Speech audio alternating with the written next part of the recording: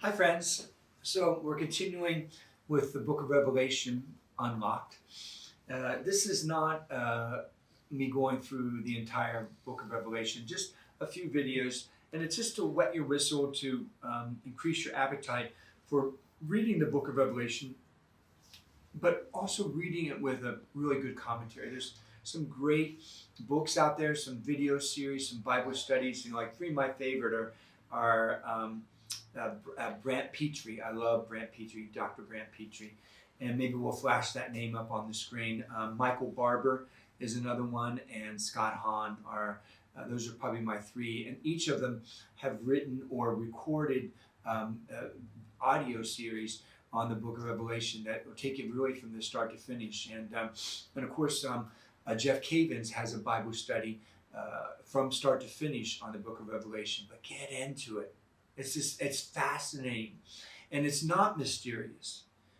It's simply understanding the Jewish context in which it was written, the contemporary situations that God draws upon in a way that people can understand there. Once we understand those two, then we can apply it to our lives and how it helps us get ready for God coming in our life. Maybe yes at the end of time, but definitely yes for the end of our lives, right? So part 3, let's jump right into it. I'm going to skip to a new chapter.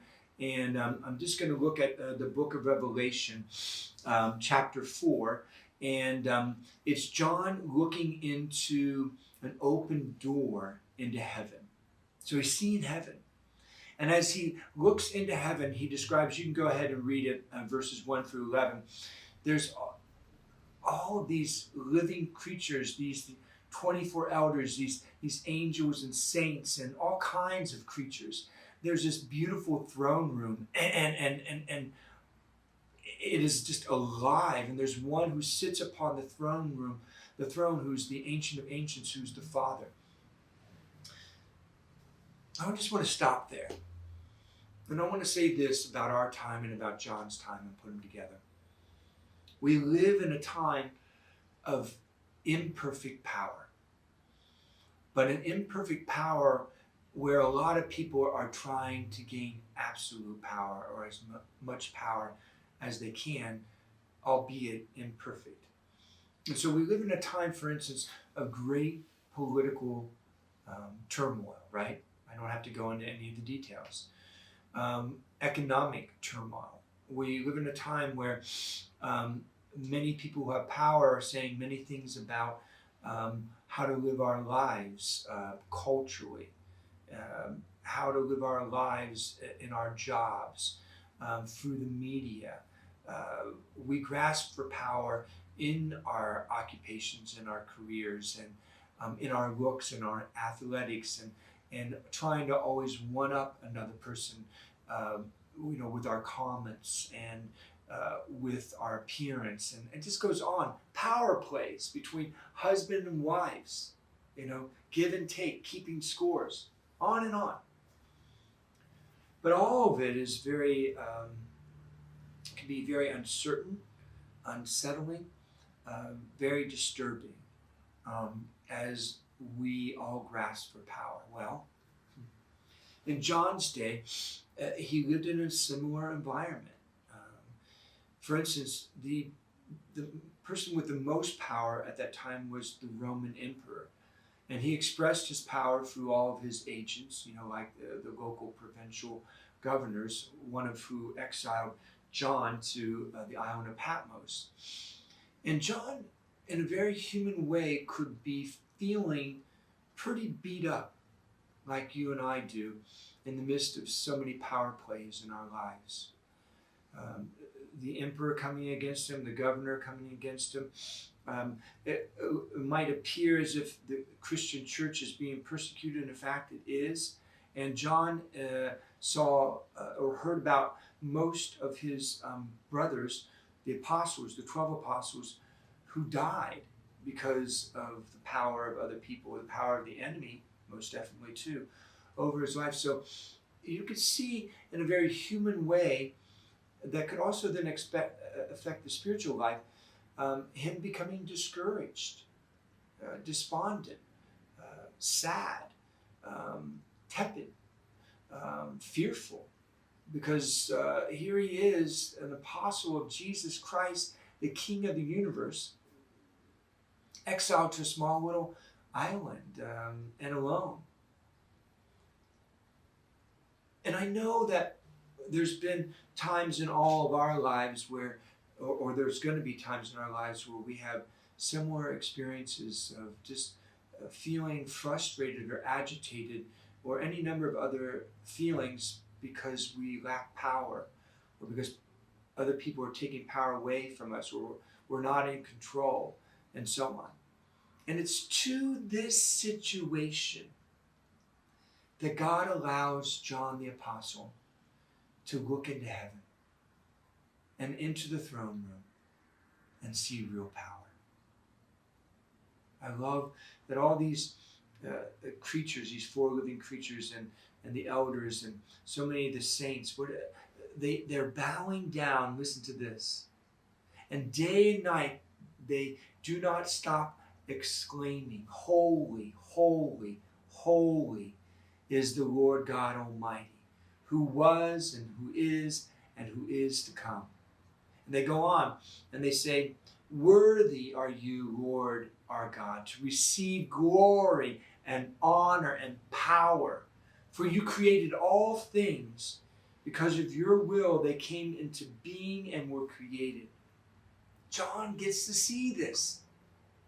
He gets to experience this. And we can only imagine what this must have done for him, who had been beaten up in so many ways and seen his brothers, the other apostles, killed and seen the church persecuted.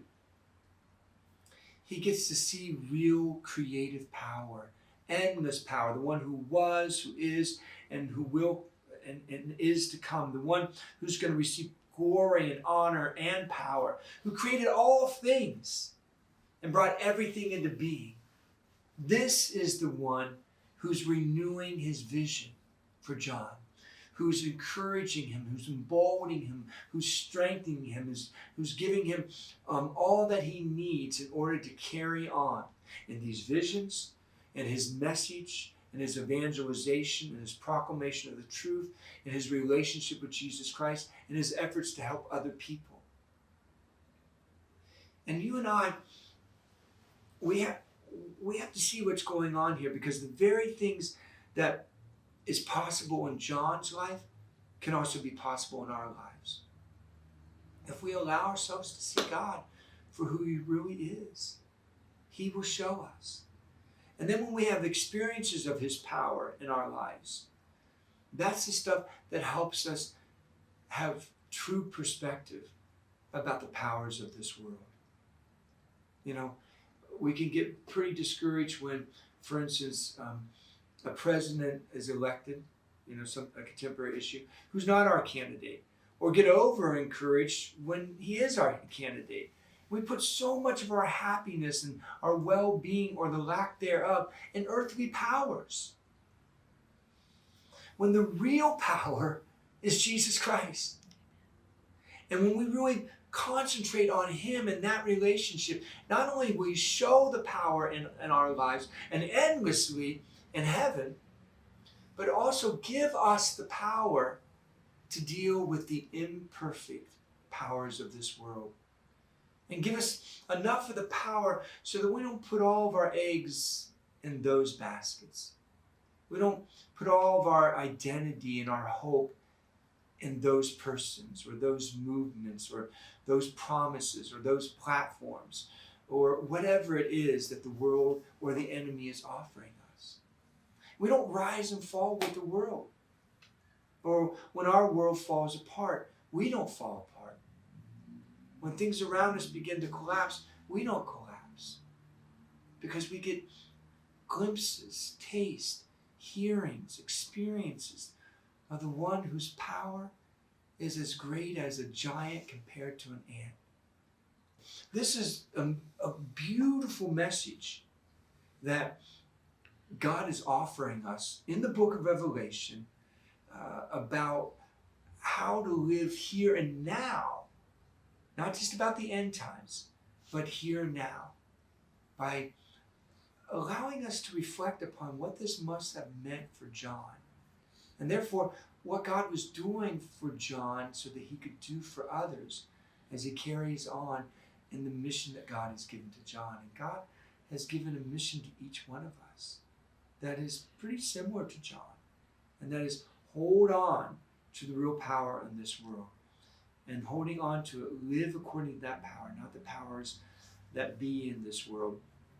And then share that real power of God with other people who are desperately looking for something that will anchor their life, get them through this world and then the world to come. Until next time, friends.